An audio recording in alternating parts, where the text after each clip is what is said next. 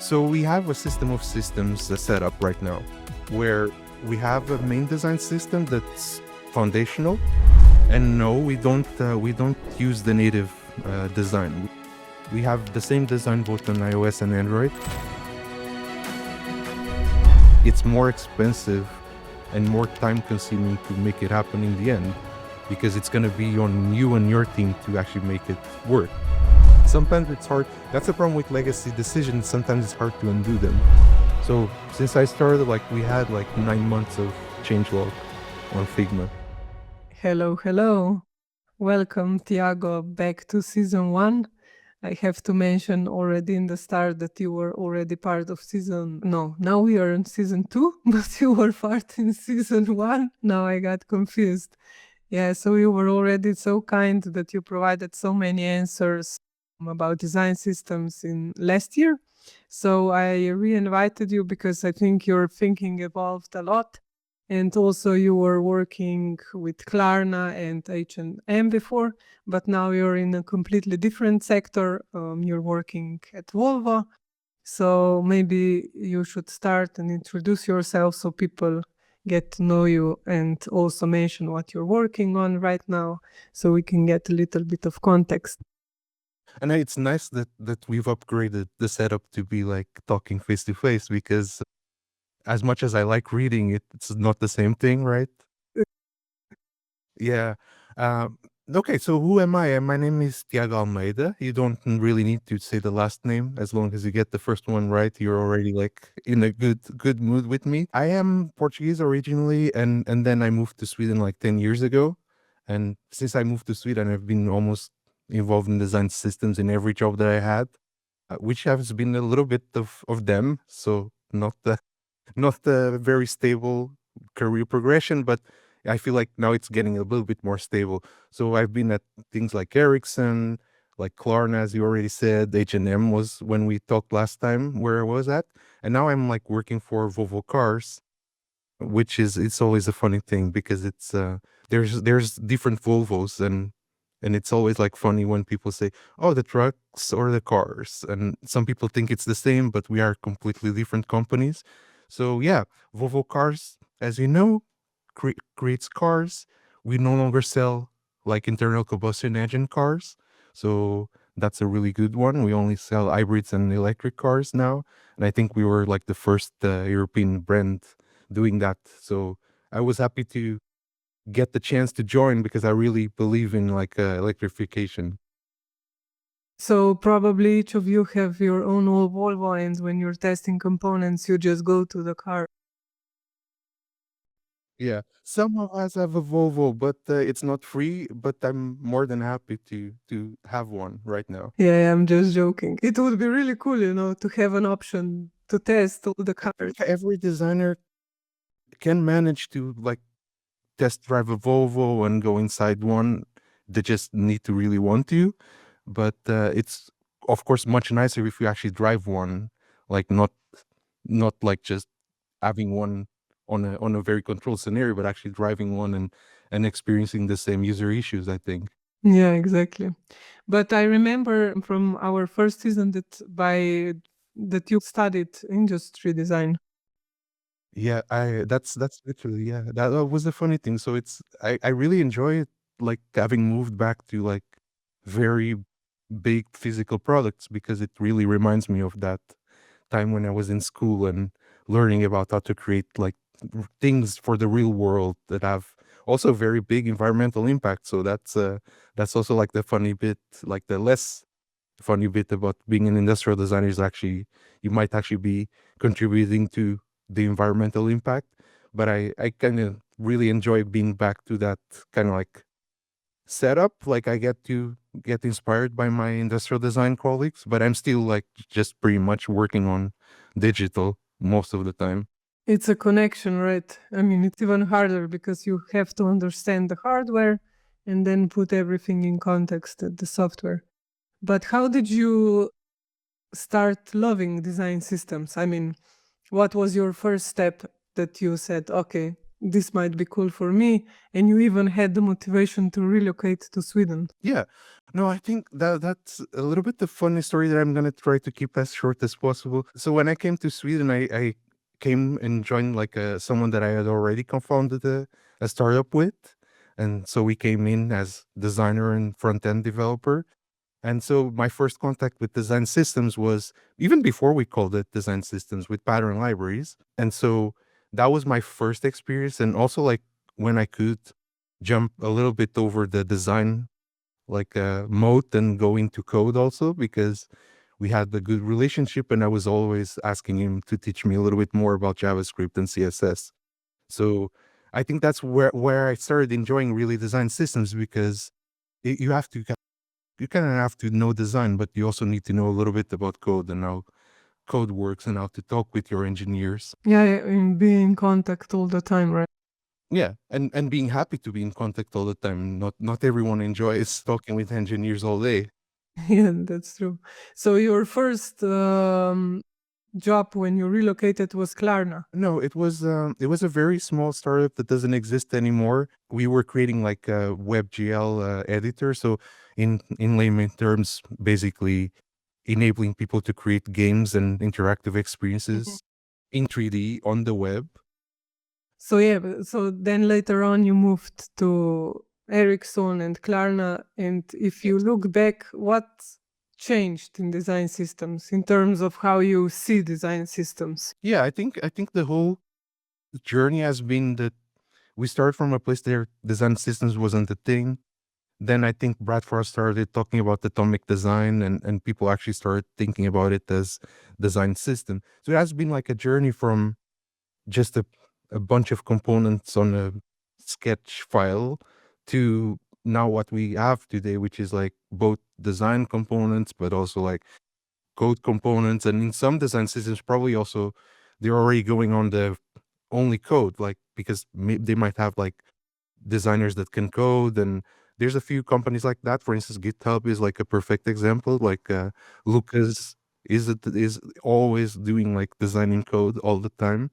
So it's a little bit of a journey. Like people are in different steps of it, but I think everyone has realized like how much design systems allow you to both like create more coherent stuff, but create products faster, and allow you to even like, I would like to think that you can spend more time thinking about creative stuff instead of the button, right? Do you think that's connected with understanding the design systems and also, on the other hand, having the buy-in from the stakeholders where Yeah, the initiative starts? I think so. I think, but there's different like ways to start a design system. Sometimes you get like sponsorship from stakeholders like from the beginning. Sometimes you have to go guerrilla and create something and then show it, and hey, here's this thing, like should we continue? Sometimes you never get that. Like I've been in companies where I never got like to make it a product, like to actually sell the design system internally as something we should be working on, but it still existed and it still contributed to the company and to the goals, but it wasn't like properly sponsored, I would say. Yeah, because the initiative, I mean, usually starts with designers and then they start doing something in Figma and even having all the components in one place or structured in a way, it already helps them. And then the second step are developers. And it takes a lot of time to actually code the components. So that's why I asked you if you think that actually having a buy in helps doing just the code part. Because Yeah, GitHub is absolutely. excellent example. Is essential if it started that like normal way of design to code. I've actually worked at Mentimeter where they had like the design system in code, but they didn't have anything in design. So I've been in the other side where, oh, everything already exists in code, but we didn't really have reusable components in design at that time. I think what happened was like, okay, if we have the code, let me as my second job create all of these Figma components because I need them, right? Like it wasn't because I was already like hoping to sell the design system, but I actually needed them. And then what happened when after a certain amount of components, I just came in to a design show and tell, and I said, hey, here's a Figma library, try it out, and people just started adopting it. So you actually replicated them in Figma Yeah. with Yeah. all the props and everything, and With they everything just like it was working in code. And sometimes I actually like was able to tell the engineers to do a small tweaks based on when I was implementing, noticing that it wasn't really like fulfilling all the user needs for that component or not having enough accessibility. So it was a bit of like rounds up guerrilla effort over there. do you think that was easier than going from design to code? I don't know. I don't. It's. I mean, it's less thinking, right? Because it's already you don't have to kind of like be convincing people the prop should be named this or named that because it's already done. Like you can't change what is in code unless there's a really good reason for that. So in that sense, it was easy. But in the other sense, it wasn't great because it didn't create like this close collaboration between engineering and design. Because yeah, none of us had like 100% priority on doing design system. So we lost a lot there. Yeah. So if you compare the collaboration in that company and collaboration right now, how do you work day to day? Do you have like a roadmap, list of priorities? Do you get designers or developers asking for help? How do you usually do all these day to day challenges? Yeah, I think we have a roadmap and we also have a little bit of a backlog. And then when I say we have a roadmap, we don't have like a very concrete plan like by month of what we want to achieve, but we know what we want to do. Like we know what the main goals of the design team are, and then we have like a backlog of smaller tasks, right? Then the thing at my current company is like, and I also need to mention that I'm in charge of like a local system, not of the main design system. So I work What's the mostly on. difference? I mean, the local versus the main. So we have a system of systems set up right now where we have a main design system that's foundational. Like they supply all of the design tokens and all of the main foundations and some of the guidance. And then we have a system on mobile for the native apps. And then we have a website design system. There's like a car UX design system for the infotainment also. And They all. this one is used in the cars. Yes. So it's also like Android, but it's not the same Android that you have on the phone. So that's always a funny thing to understand the little differences. But that's why we need to have like these local systems so that we understand like our scope well and the technology well, because it's one of the funny things. It's like I was the first. It wasn't the first time that I worked on mobile, but it's the first time that I work on mobile like for a long time. And so what you need to know on the web is not the same thing that you need to know on native. And it's even less on the car because there's even more safety related considerations to have. I could imagine. And do you need to use the Android components like platform based, or do you customize the components? Yeah, I think that's always like a little conversation that companies have like when they start having to do native apps. And no, we don't use the native design. We have the same design both on iOS and Android. So we can use some parts of the native components. Most of the time we have custom components created to have that like Volvo look and feel. Now, it's really important to understand how this component works in the wild. So, you're working in the local design system. Can you also test? Because we were joking in the start to go in the car and actually test it, but probably that's really important part if people can touch the component. And how do you know all of this? Do you have some guidelines? Yeah, I think when it comes to the car, probably like not very knowledgeable. Like I know they test a lot, like both by driving around with people and we also have like a testing program with internal people. But for instance, like it's also a little bit about user journey because for instance, like you don't normally drive and have the mobile phone at the same time, right? So normally the journey, it's not 100% that way for everyone, but normally you use the app while you're not on the car, or you might use the app, and I think that's a little bit more rare, like if you're the co-pilot.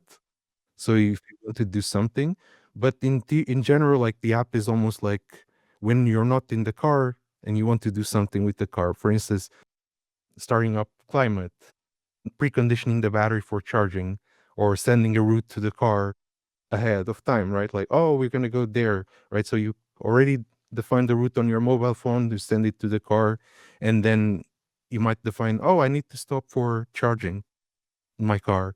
And so if you do that via the phone and send it to the car, what's going to happen is the car knows that you're going to charge, so it will start preparing the battery to charge even faster. So it's a lot of other stuff to understand the whole user Yes. experience, not just the one single component. And when it comes to mobile, like we kind of like, that's always a little bit tricky thing when design systems work in different ways. But in our case, the design system doesn't actually come up with the design patterns like from scratch. Like we're already coming to a base of someone already did the design work and someone already did the UX work.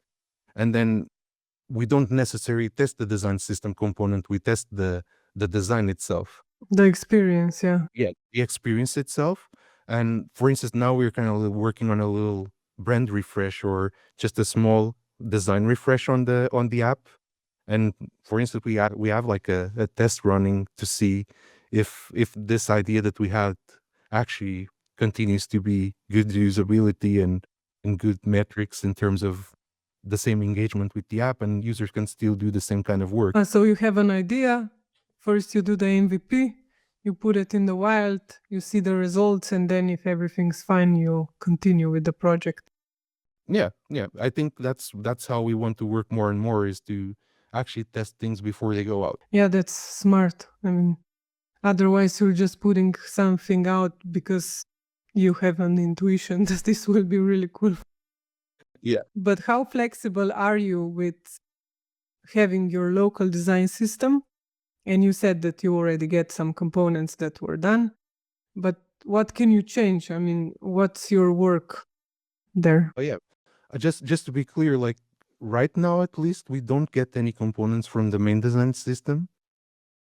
No, we don't. Like so right now, I think we're talking about like how can we do that, but as you might know, like Figma is not great when it comes to getting one component from one library to be encapsulated in another library and still be as usable, because then you need to nest and it gets very messy for designers that consuming. And we also have like different needs. For instance, like as you can imagine, the button is not the same size on mobile as it is on the car. Some things might actually need to be different from like a perspective of the experience. Like native mobile is not the same thing as web or even the car, because on the car you can't be spending like 10 minutes looking at something or doing a very complex flow because you're kind of driving at the same time. Yeah, we could say that it's something completely different. Yeah, and that is the reason why we're discussing like what could we share, but we still are not there. Like we're still like creating our own local components in each of the teams. We also have the very different users, like in terms of like consumer users that are in different parts of the journey as a designer. So the systems also need to reflect that in terms of like the complexity of the components, the guidance that you provide. But are both teams connected, both design system teams? Do you share your knowledge or you're actually working? We are not organizationally connected as in part of a hierarchy, but we share our knowledge like weekly. Like so there's a weekly meeting between everyone that works in systems at Volvo Cars. Oh, okay. Yeah, that's smart. Otherwise you would just, duplicate the work, I guess. Yeah, I mean, in a sense, like there is duplicate work, but not necessarily like the same outcome from that duplication, right? Like, so there's 3 times buttons, but they're not the same buttons.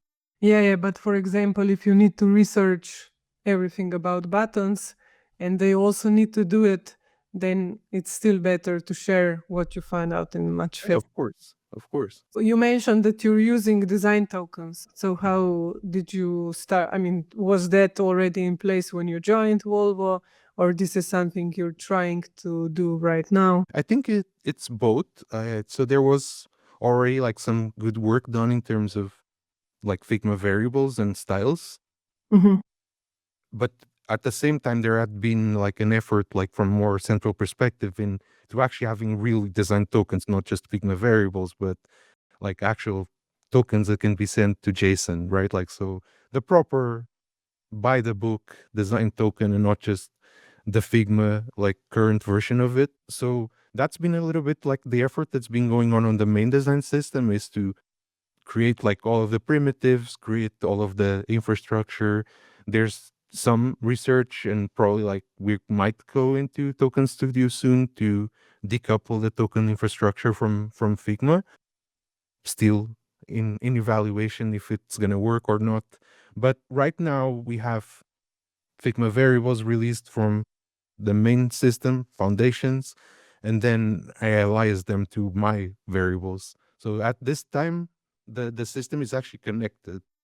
How do you evaluate if the software is good? I think it's like how maintainable it is, how easy it is to do changes, but not only that, like how can the consumers of the system actually work with it? Like, I think Token Studio has improved a lot, but one of the issues that there was maybe like even a year ago was that you would have to have designers in teams actually being able to use that plugin to apply the tokens to their designs. And yes, there was like the solution of publishing style libraries, but that was also like flawed, because if you apply a swap library in Figma, as soon as you change the variant, it goes back to the original Yeah, library. the default one. And then if you try to have interaction baked in on the component, when you hover or when you press, you also get the previous style. So it was a very flawed method of having like a token consumption. Now it integrates very well with Figma variables, apparently, according to what I tested. So it might actually start being like a viable thing from also a perspective of the consumers, right? Because you don't want people to like have more barriers to adoption than they already have. Yeah, and more problems. I mean, I think that Token Studio does a great job when you compare that if you want to get Figma variables out of Figma, you need to have really high priced package. While Token Studio is really good because you can just push and pull the data from GitHub or GitLab or whatever. And it's much faster than just having Figma variables and dev mode and doing everything manually. But it also allows for some very cool stuff, like actually using an alias, but then changing the opacity, or like adding more lightness to the color on that token. So things that variables don't allow for, like you can't have like, oh, let's use the primary color, but here it's just 50% opacity. Now you have to detach and actually use like a static value on that Figma variable. Yeah, and it introduces a lot of new colors and palettes. But in the case of Token Studio, you can just apply one design token color modifier and you're done. Or you can do the same with spacing. Like you can say like, oh, we start with the base of 8, and then we can multiply that to get all the other values. I was experimenting a lot lately with just having formulas for everything and then exporting to Figma variables. And it works really good because you can have responsive design and you don't have to do stuff manually and calculate. I mean, not even calculate, just type in manually. Okay, how many people are in your design system team? Oh, that's a so designers, it's one, it's me. Okay, and Because it's Android and iOS. The actual setup is we have a design team that I'm part of, like, and I'm the only design system attached person on it. And then we have like a sister team on the engineering side, called UI Foundations, and they do design system components, but they also do many other things. So it's not their 100% responsibility, and they don't spend 100% of the time on it. So we actually have on the engineering side 2 engineers for Android, 2 engineers for iOS. It used to be 3 for Android, but one of them is on parental leave. Hopefully, she's coming back soon. so it based on the priorities and the roadmap, they can have more time.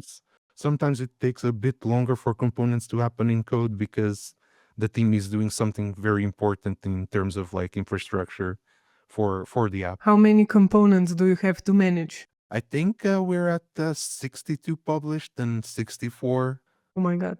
unpublished.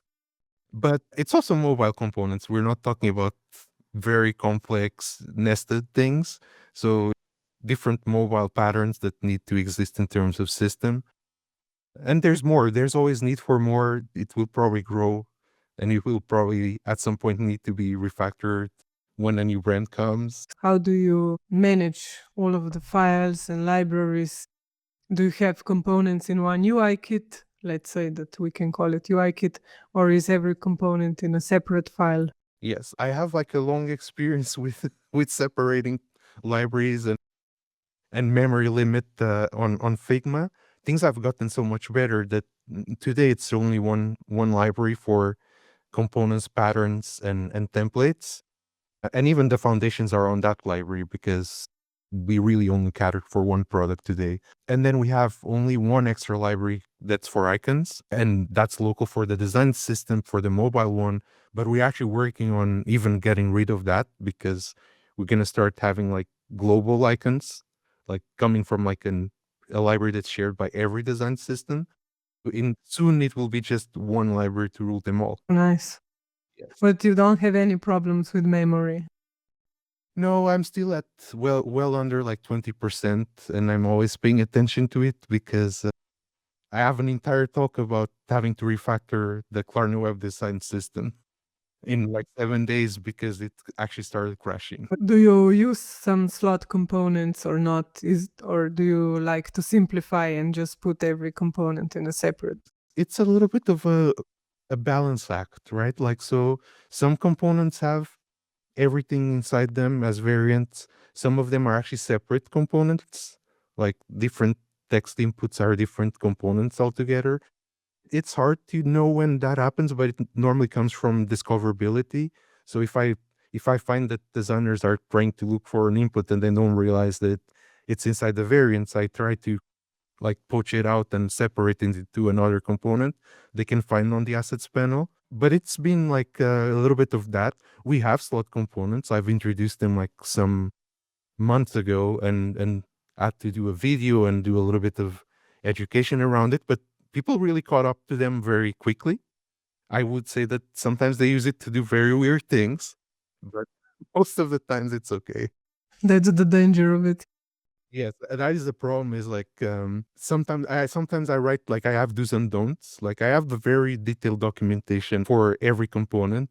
And sometimes on the do's and don'ts, I just say like, hey, if the component grew 3 times in size due to the slot component, maybe that's a clue you did something that you shouldn't be doing. Don't touch it. Yes, maybe you overdid it. Maybe you need another component or you need to let me know what you're trying to achieve. So how does this work? For example, somebody needs a new component or new variant. Do they come to you and then do you have a specific process in place? When do you actually introduce new component or change the old one? Yeah. I think because I'm just one person, it's a very simple process. It's you talk to me or you post it on the Slack channel for the design system, and then we have a small conversation about what you're trying to achieve, and then you kind of like just evaluate, can I work on this right now, or is this maybe like not the design system component? Because that was a little bit of the initial education that needed to happen. Is like not everything in the app is design system, and not everything just because it's a component needs to be in the design system. So we actually have like a contribution library where teams can put any component that they want. So that's another source of like maybe more teams are using this. It's always an evaluation between like investment and return, because sometimes it's I really need this component, and then you try to figure out, does anyone else need it? And if the answer is no, it clearly shouldn't be coming to the system right now, at least. Do you also compare the component that they need to some that already exist and then maybe choose something similar? Sometimes the solution can be I will guide them a little bit. Sometimes I actually do them a little mock-up for them with an alternative design solution for the same problem. But that has been like a little bit of a learning journey for, like, I would say both sides, not just for my colleagues in the product teams, but even for me to understand like their needs and why sometimes they get stuck into one solution because maybe they have to ship in that week. Maybe they came to me too late. So if we imagine that we are designers right now and we get a new task for creating a new mockup or just new feature, do they need to use the components that already exist, or are they allowed to experiment and then see how the mockup, I mean, to test the mockup and then go back and choose the real components? I think so. There's one funny thing a bit about my way of working in design systems that's not very shared like across design system practitioners. It's like I refuse to be the design system police. So what I do say is if you use a component that's not in the design system, it's more expensive and more time consuming to make it happen in the end because it's going to be on you and your team to actually make it work. And so that means you're going to take on yourself things like accessibility, things like interaction, things like motion. And not every designer in the team has those skill sets right now. And so if they're always welcome to create something new, but we kind of like suggest like, can you try to build it with what you have, right? Like, can you try to use our Lego pieces to build something? Can you be creative within like the pieces that you have to work with? And sometimes the answer is no, like we need something new. And sometimes I even help with that, even if it's local, I actually end up helping building that, like and adding that layer of accessibility to it. Mhm. You mentioned that you actually have a set of guidelines. Where is this documentation? Do you use Storybook or is this just for you locally? No, very much, and I've been talking about it for for a long time, like this year at least. People get shocked, but all the documentation is in Figma, and there is a good reason for that. And that good reason is there is no way that I know of. And for instance, big companies like Spotify also haven't figured it out. There is no way to render native mobile components on a website. And that is the main gain that you have by having a website is you can show the real components and people can interact with them. On the absence of that, what you would be doing is just taking screenshots from Figma and putting them on a website. So we have decided that it makes more sense for it to be in Figma. And that was an hypothesis at the beginning, and then we started validating it with both surveys and user interviews. And one of the things I found out is most of my team has the Figma library always open in one tab, and so they're always going there. The other thing that I noticed very soon when I took that decision is the engineers are always there also.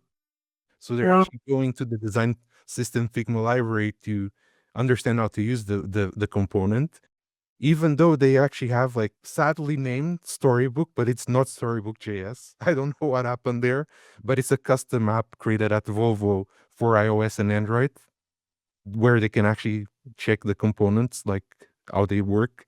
But I would say the most complete documentation is in Figma. So what happens is I see the engineers there all the time, and I see PMs there, and I see everyone there. And people say like, oh, Figma is not user friendly, but everyone at Volvo uses Miro, and they already know how to navigate the canvas. So what's going on in Miro? It's the collaboration tool for like ideation and for like every single like type of competence that's not even design or engineering. They use it to generate ideas, to do brainstorms.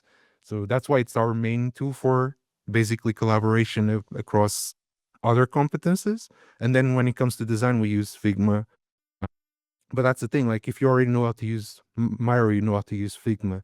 And if you're already commenting as a PM on mockups on work files, you can also already use Figma. So I think sometimes we overthink these things in design systems where we say these things that sound true, but then we start digging in like, is it really less usable to use Figma when people already know how to use it due to other reasons, like just normal work? I think you have to meet people where they are, Yeah. and then if they know how to use Figma, of course, let's use Figma. But I would say like if I realized that no one knows how to use Figma, then I would have more reasons to, even without the gain of having the actual component on the website, move to a website. I guess it's completely different story if you just use one platform and you only have, for example, web components, and you can, like you mentioned, open the website and you have everything there. Like you can click, having active examples, but it's different if you cannot do that. Yeah. Yeah, and more than that, like, so for instance, if you use Storybook, you get accessibility testing, you get like diff testing, you get a lot of things that make sense for you to invest that time. Basically, the context switch gets justified, and that's one of the things that I've learned very early on about where to have the documentation is have it where people are already working, and then they don't have to context switch to go read the docs. Because I asked them like some months ago, hey, would you like to have this on a website or in an Notion doc? And they're like, no, because I don't want to be changing apps all the time. I already do too much of that. So, for example, you mentioned accessibility testing. Do you have something automated? Do you check manually already in Figma and then you just change the component, or do you have something on the code side? I think like it's like interesting because I've been from like the web standards world. On mobile, you would be amazed at how much lack of tools we have, like to do basic things, like even metrics, like even analytics on components and libraries. There's nothing. And in accessibility testing, there is almost nothing also. So it's very much manual QA. And so what happens is like I do the basic contrast check on Figma. Like I use basically the contrast plugin all the time. Sometimes I might use Stark. So I do that before actually saying the component is ready. And then there's stuff that you can't even test. Like, so I write basically alternative descriptions on annotations to kind of like have that idea of like how you should have like these alternative descriptions for screen readers. And I have overall like an accessibility area in each component where I explain what this component needs to be able to do. Yeah, so that's amazing. I mean, already that you can test in Figma, both plugins, your contrast plugin and Stark plugin are really good in doing this. Yes. Yeah. But sometimes it's like I use contrast. I spot something and I use contrast just to confirm, because after a while you kind of start noticing where contrast will fail. At least the current rules, because if we move to the new algorithm, which we hope that we have soon in law, like there's a lot of contrasts that actually are more readable that fail, and there's things that are supposedly passing that actually are really bad for users with color blindness and like low vision, that the current like WCAG rules say, oh, it's passes, but this is actually not readable. Yeah. I think the perfect example is, for instance, like blue on orange. It's completely unreadable. It passes contrast. And I'm like, no, but this doesn't work. And with the new APCA like algorithm, it actually does fail contrast. Yeah, actually, it's good because both Stark and Contrast, they already have the APCA. The problem is like you cannot legally follow APCA. You cannot say like if it goes to court, I'm following APCA because today we have to follow the current algorithm, like WCAG 2.0 rules. So what would you say that it's the biggest challenge in your work right now? I think the biggest challenge really, like right now for me at least, like from a very selfish perspective, is the lack of like 100% dedication on engineering. And the reason why you would want, it's not because I want components done faster, it's because I actually cannot collaborate to the level that I think we should be collaborating, which is like starting off in the ideation phase, what this component should be, what native components exist, what we should call it, because you would be amazed at how many times you actually end up with like naming inconsistencies, because there was already like a component on iOS with the same name, and in the engine you just decided, I'm not going to call it this, but didn't remember to talk with the person that was here before me to let them know that that name wasn't working. So we ended up with like one component that has one name in iOS and has another name on Android, and sometimes even three different names. And that's just because you put it to development and then everyone Yeah, has their own because it idea. was Before it was pretty much waterfall and it was like many months and there wasn't a dedicated resource to ask questions to, like in design. So then they would just like, okay, whatever, I'm just gonna improvise a solution here. Do you have a list of, do you have an inventory of all the components? Yeah. And I have it's interesting because we couldn't fix it by changing the component names. So I fixed it by having the code name that doesn't match under the like the design name. So there's a section where it's like if the name doesn't match, there's gonna be like a little pill graphic there saying like on iOS this is called 2 button, and then on there it's called dual button. Yeah, and then, there's also status right under that, so does this component exist in all the platforms? Because that was one of my main, like, support requests at the beginning was like, "Oh, okay, I want to use this, but does this exist in Android?" And I'm like, "Okay, yeah, I guess I have to go and find out." And there was it was, like, just 1 or 2 of those until I said, like, "Okay, I'm gonna have to track this. I'm gonna have to create a Notion board where I have the different names and the different statuses of things." And now it's also in Figma, where in actually like both the documentation in the canvas and on the description of the component on the right panel. Like this is ready for Android, this is ready for Android. For iOS, in Figma it's always ready when it's published. Yeah, that's good that you have a status, what they can use. You mentioned that the names are different. So what's the process then? Do you mention that to developers and they actually change the name, or do you just keep it until? It has been like a little bit different in each case. So in some components we can actually change the name in code. In some components, the name in Figma was the one that wasn't matching, so I just changed it immediately. Because in Figma, that's a very non-breaking change. Like you can change the component name at any time. And yeah, when we cannot find a solution for it, we just don't fix it, and we make sure that people know that the component is called something else. Sometimes it's hard. That's the problem with legacy decisions. Sometimes it's hard to undo them.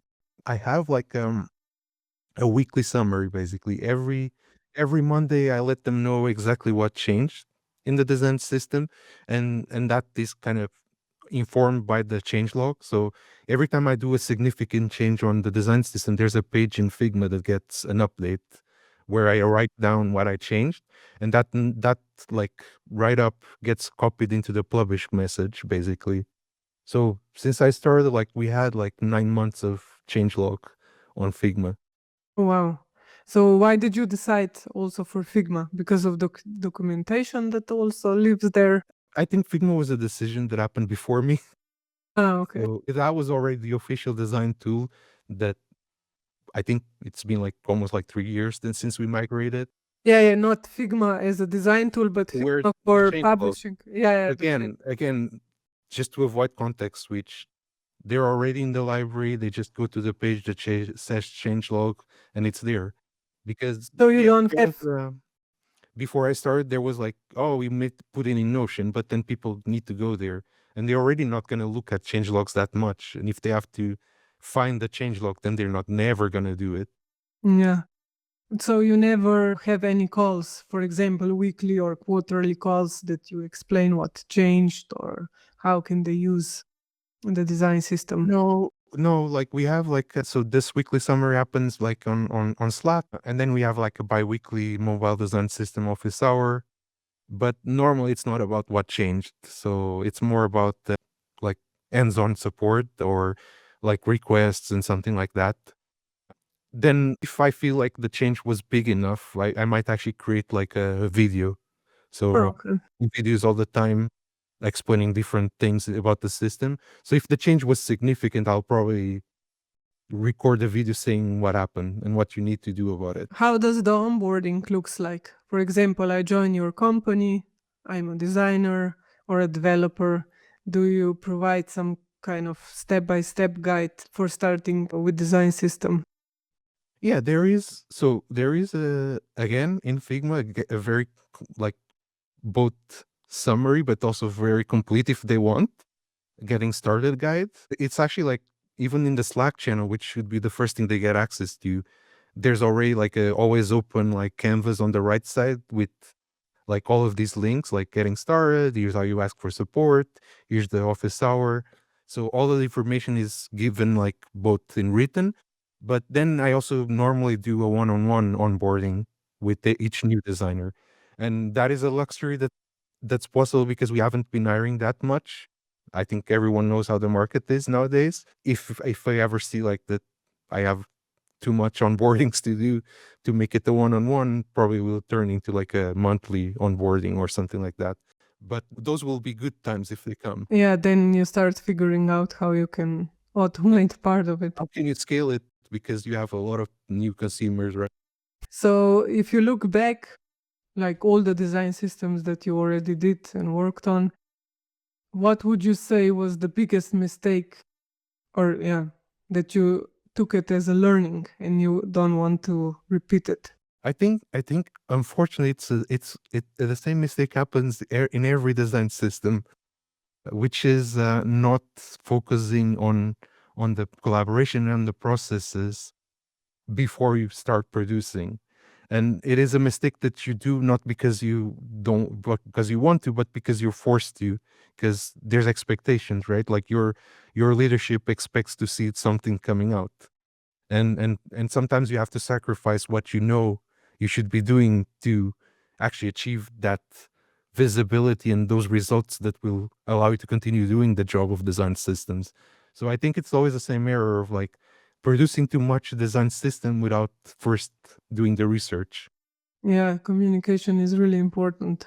I mean, and then you're too fast, and instead of just taking the pause, ask people and present the solution, or let's say MVP, it would be much better. Yeah.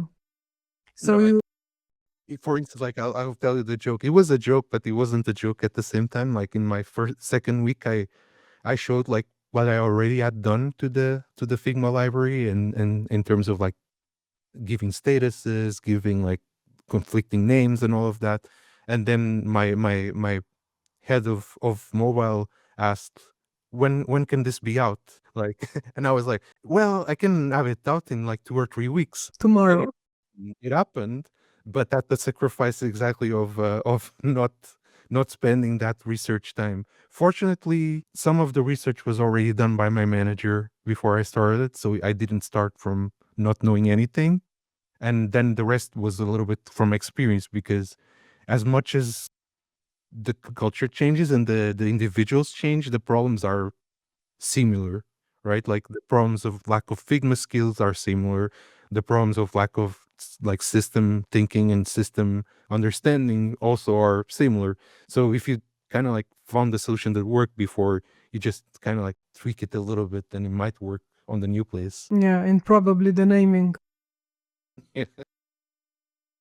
That's the biggest one. So you briefly mentioned that you can't track mobile stuff, Mhm. but do you have some KPIs in place for the design system, or just, or do you have some kind of surveys? How do you know that you're doing better job?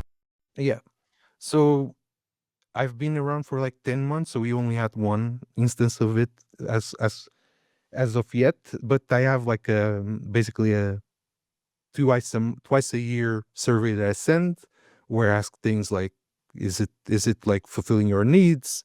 What I actually need to introduce the what would you feel if we took out the design system tomorrow, to get like a little number that's funny there.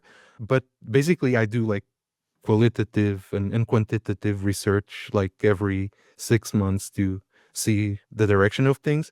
But then because I'm doing like office hours all the time and talking to people all the time, I also get to get like the like basically like finger on the air, like feeling the wind kind of evaluation of things. And it's harder, like if you have a design system of 5 people, you really need to prove the value, right? Like because 5 people is very expensive. But when you have a design system of one, it's I would have to increase the productivity by 2% to pay my salary, and it's probably much more than that right now. Mm. So you don't have to, constantly sell the design system again and prove the quality. I mean, prove that you Yeah. actually need it. No, I actually do that all the time. But and for instance, like lately, someone new joined the team on another competence, and it seems like I'm gonna have to sell the business case a little bit with numbers, but I think that's just normal. Like every design system practitioner that like does like the management of the design system will tell you that every like 6 months you have to sell the design system to someone new. Just Do you use, I mean, how do you see design systems in the future, especially because AI is here? And what would be an ideal case for AI to actually help the design system that you're working on, or just in general? I'm a bit skeptic right now because one of the problems that we're having today with AI is that it's a lot of magical thinking. It's a lot of like wishing that it did that thing, but it actually doesn't. And I think on design systems, I haven't really seen anything that's useful right now. Like Figma was close, but like they promise, but I haven't seen any evidence that you will have like a model that can feed on like small sets of data, which 62 components is nothing for a large language model. Like that's not enough data to train a model and become effective at you ask him to create a screen with these components and it understands exactly what should happen, right? And then that also requires an understanding of when to use components and what for, which is also not very common to be in place in most companies, right? When I inherited the design system, the components had the description. That was what the teams knew about the component, and they had to guess the guidelines. And even if I have started building up that knowledge of why should you use this, when shouldn't you use it, like how does it work, I don't think that's enough data for the current generation of AI to actually work from. I will be happy to be proven wrong, but I feel like we're pretty much in like hype mode right now, and it might be a few years before we actually get something that's useful. But then you have to ask yourself, like, useful for what exactly, right? Because a UX is not just put me 5 buttons in the screen. It actually is a flow. It needs to be researched. It needs to be validated with usability testing. So the AI could help you get to like doing UI faster, but it will be like almost like having like a UX designer doesn't have much visual design skills. It will never beat like a very well done experience done by like a visual designer using components, but at the same time creating outside of them. Yeah, I see it more as the tool for personalization. So even if you have a set of, let's say, in your case, 60 components, that maybe it could personalize the experience for somebody that's driving Volvo and is really old, and maybe it needs even bigger buttons. And on the other hand, if you have someone that's younger and uses Spotify, that the UI is a bit different. But that's why I say that it's wishful thinking because not even humans mastered that yet. Like Yeah, yeah. you'd be amazed Not now, not now. you'd be amazed of a lack of skills in understanding that, for instance, how dynamic type works, like how you can increase the font size to 200%, and the challenge and the friction between designers because, but I don't want this card to grow. But I'm like, yeah, but the user needs to be able to read the content. They don't care it looks pretty. So I don't think that knowledge is there even from like the designers and engineers. So for that to be doable by AI, someone needs to be able to explain to AI how it works. Yeah, and also to train the data, and Yeah. I So mean, I, it's a I'm lot. I'm very skeptical. Maybe in big corporations they're getting like a little tailwind on that front, but in smaller organizations where people are struggling with work all the time and always overworked and too much priorities, I doubt that we're gonna have like a simple solution and anytime soon. So for me, like the things that AI could help with are more mundane, are more like removing boring tasks, right? Removing the need to do like the spaghetti code in a prototype mode, right? That's more useful. That's more easy also for an AI to do.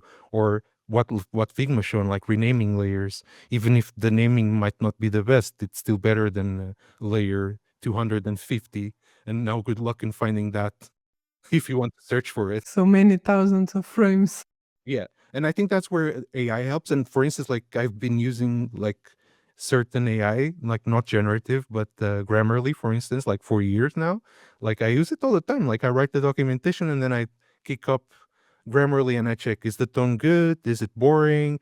Like, have I written like the grammar a little weirdly because I'm not the native speaker? Like, how could this improve? But for instance, like I probably like ignore the suggestions, like sometimes like 20% of them, because they're really making the text look more like bland and they Yeah. actually not improving the text. So that's a little bit of a challenge with AI is like, as much as it can help, it won't get you to the same the same kind of level of quality that the experience and effort will get you to. Yeah, but still, there are many tools that are quite helpful even today. Yeah, yeah, I think, but they're still not like helpful enough. I would say there's Yeah, yeah, like I exactly. haven't seen really helpful stuff, right? Okay, let's generate like alternative component names with Gemini or ChatGPT. Yeah, okay, that might help, but it actually also doesn't help because you don't know the mental models of your users, right? It's probably better to ask them like, what would you name this? Yeah, and talk to your team again. Yes. Because you can also use ChatGPT and just generate a bunch of design token names. But then in the end, if this is not applicable to your use case, what did you do? I mean, just Yeah. spend time. Yeah. Instead, I would say that it's probably more interesting the space of automation, but the space of automation doesn't mean AI. The space of automation means creative technologists and people that know how to design and code, creating plugins to help to do things faster and better. Like since I started at Volvo Cars, I've made 8 plugins. Wow. So I've made plugins to update components across versions, for instance, without losing content. Wow. Like So so, where is this just for internal use or did you it's just publish for the internal use because it's really hard to make it generic. So you really need the information from what's the name of the component before, what's the name of a component after, the architecture of the component, and then you can store everything as variables and push it over to the new version of the component. So Yeah, okay. it's almost like you were manually updating, but then you just write it in code once and it runs many times. So what are these 8 plugins? I think so. I have one plugin for deprecating components from the design system side. Okay. And I have a plugin that I made as a pair to that, which is a component that allows you to hide the deprecations if you don't have time to update the components. Mhm. Then I had created a plugin because we changed the elevation model. And I created a plugin to get from like the old one to the new one, and also the opposite, because I updated the library, but some people were still delivering with the old elevation. So they also needed to be able to quickly move back to the past, right?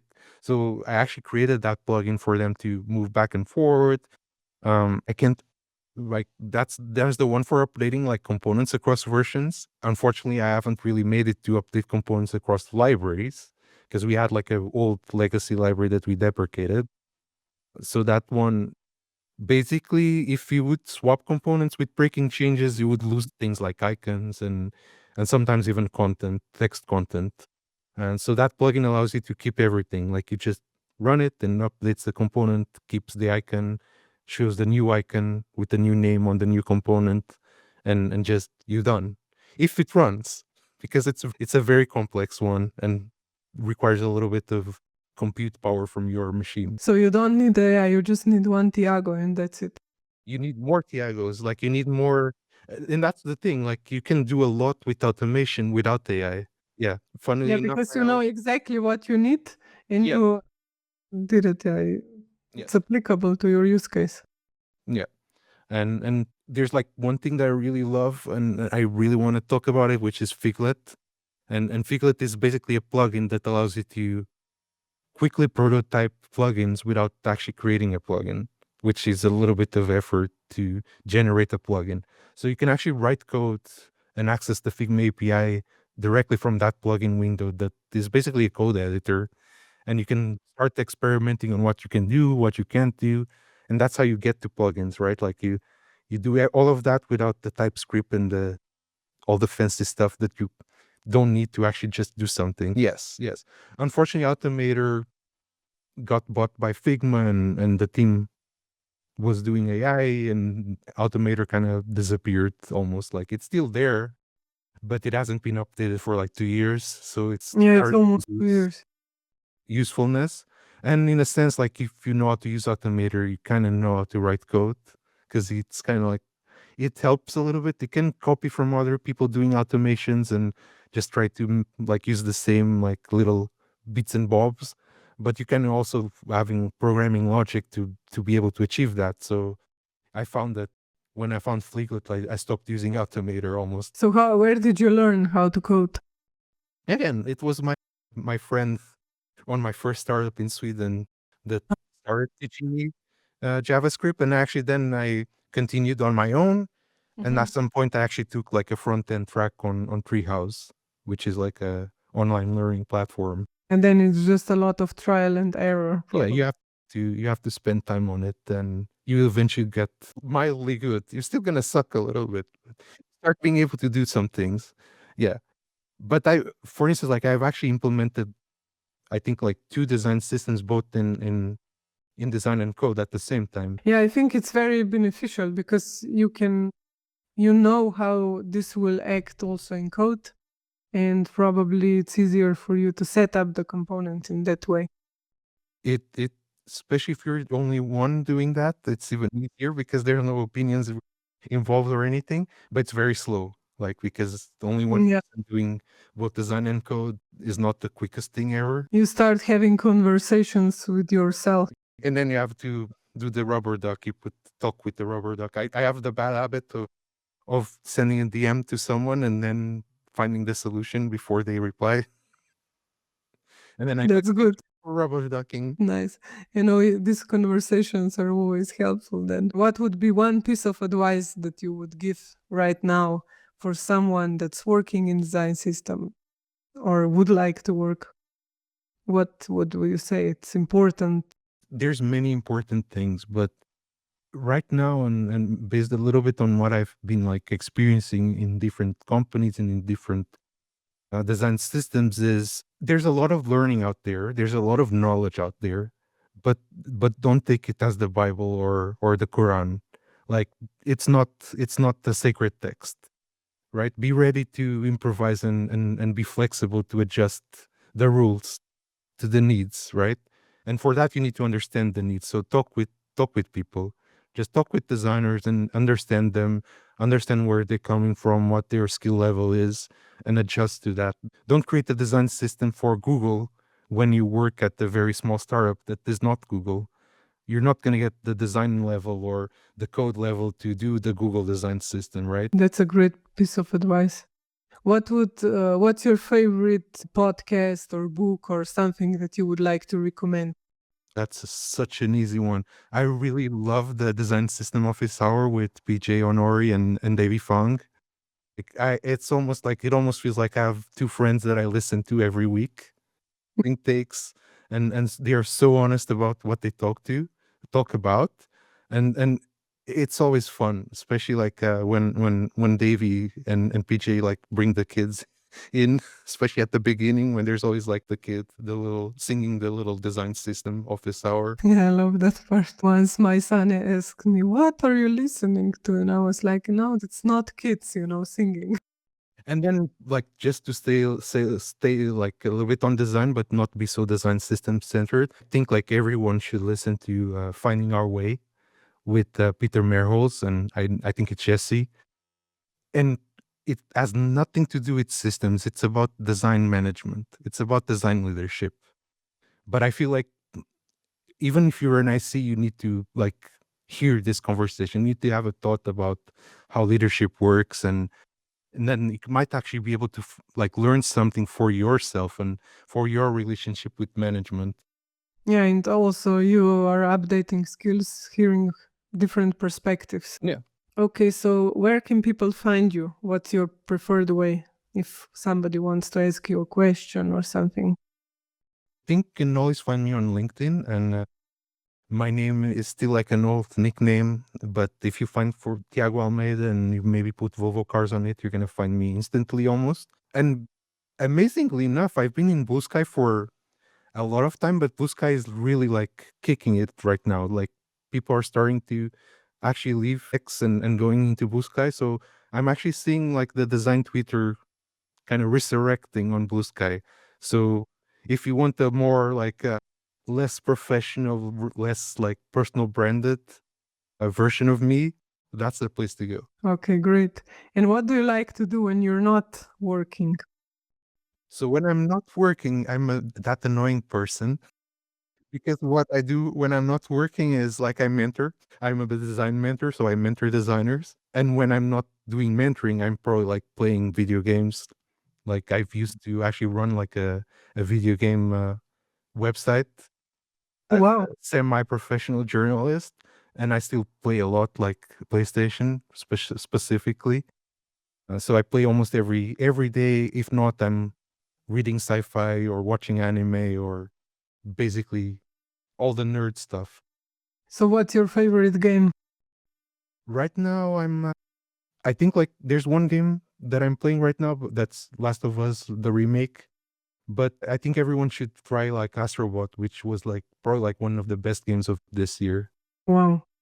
So you're the little robot in the evenings exploring the sci-fi. Or I'm hunting zombies or something. It changes all the time. Really cool. But what's your favorite place in Sweden since you're from Portugal and you're probably still exploring all the cool places in Sweden? Yes, actually, it's good because like now that I have a car, I will actually manage to go somewhere that's harder to get by transportation. Even though Sweden has a really good like public transportation network. So my favorite place in Sweden right now, and I'm kind of almost feeling like it will be for a long time, is an area of Sweden called Dalarna, and it's basically almost like a redneck area of Sweden, but with the negative connotations of what redneck means, but more of like a countryside with very like strong like cultural traditions.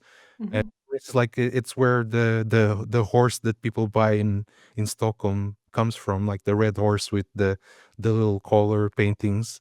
So that's the Dala Est, which is like the Dala horse.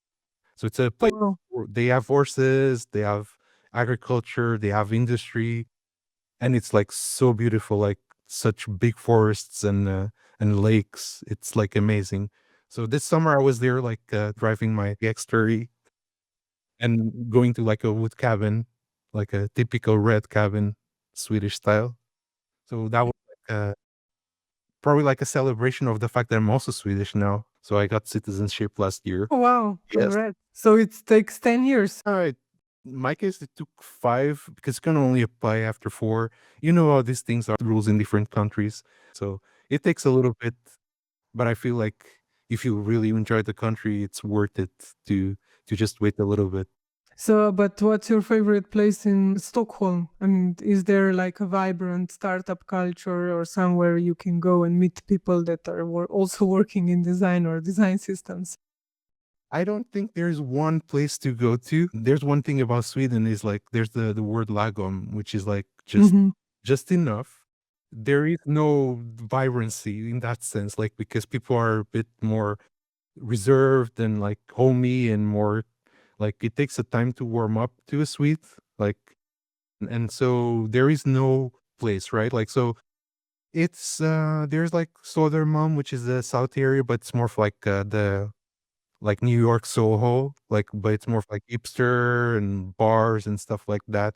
But I wouldn't say that that's where you would find designers because we're all over the place. Like, and that's one of the things that I kind of like been missing the most is like the sense of a design community. And I've been like trying to create that with Swedish design systems and trying to go and help out with meetups, but it has been hit and miss. Like there's some people starting to know each other, but there's no like consistent like scene.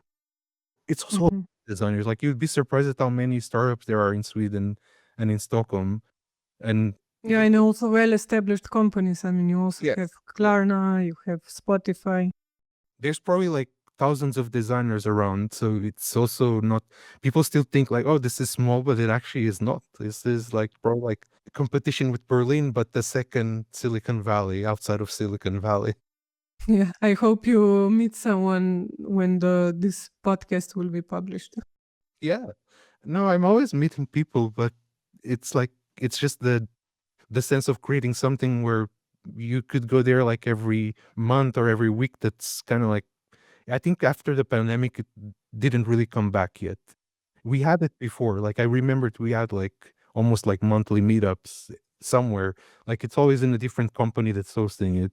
But now it's more of like, oh, maybe there's like 4, 5, 6 a year instead of like one a month or more than one a month. Into design systems has to come there, so maybe. Yes, Sil Sil was at Volvo actually, but I wasn't at Volvo at that time.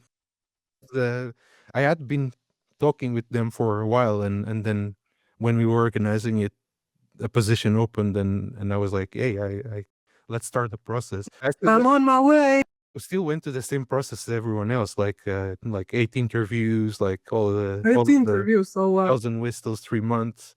So there wasn't like a nepotism involved. Like we'd done it like the right way. yeah. I mean, you're good in what you're doing, so I'm not surprised that you work there. And I mean, who does 8 plugins just to optimize the work? Well, someone that doesn't want to do repeating work.